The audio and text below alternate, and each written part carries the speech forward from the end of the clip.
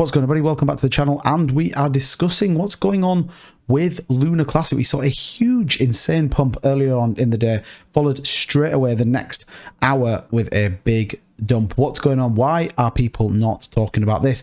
Well, we're going to break it down in this video and talk a little bit about why I think it's happened. But first, if you aren't already, do me a favor, click that subscribe button, turn it grey, and join the team here at the 2-Bit Crypto channel. We talk about Terraluna Classic as well as everything else going on in the crypto space. We live stream every night, 9 p.m. GMT, that's 4 p.m. Eastern. Come and join us. Now, let's talk about Terraluna Classic. So you can see here, 1001 is the current price, up 3% in the last 24 hours. We can see significant move on volume at 115 million and the market capitalization at 658 million, up nearly 3% on the day.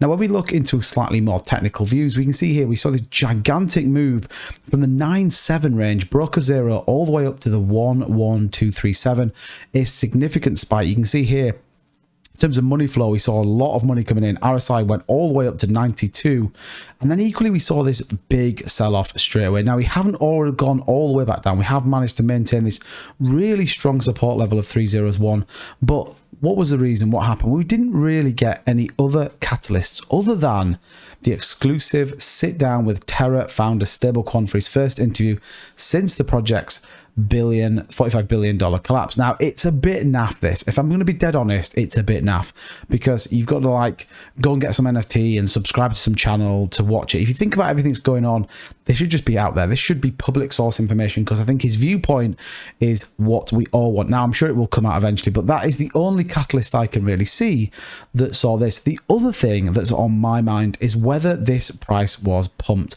deliberately and then we see people taking profits. Now, what we're always going to get, and I talked about this in a few videos, as the price of Luna Classic goes up, we are definitely going to see people exit their positions. It's just going to happen. We see it with loads of other projects where people got in and they're looking to get out, looking to liquidate their assets to move. Now, I am still incredibly bullish on Luna Classic. I think there's so much coming, and actually the interview with Do Kwon might just settle a few nerves with people.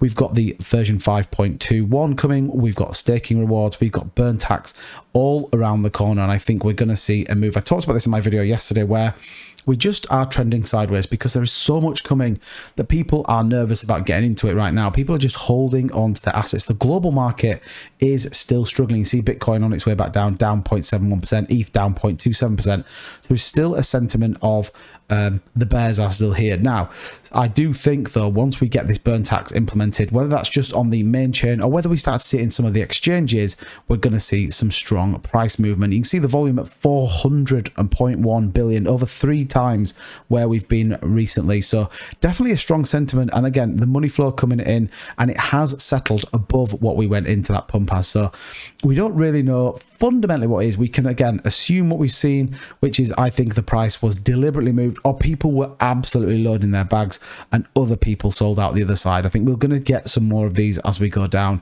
but as long as the price is going up, I think we're in a good place. If we take a look at some of the burns coming through, you can still see Lunatic's token at 1.1 billion, but what do you notice here that's different? We're starting to see some big numbers coming through. 1 million, 1 million, 1 million, 1 million, 2 million, 2 million, 2 million. Yes, they're from this Yanis character, but that is a lot. 2, 4, 6, 7, 8, 9, 10. That's 10 million tokens of Luna Classic burnt.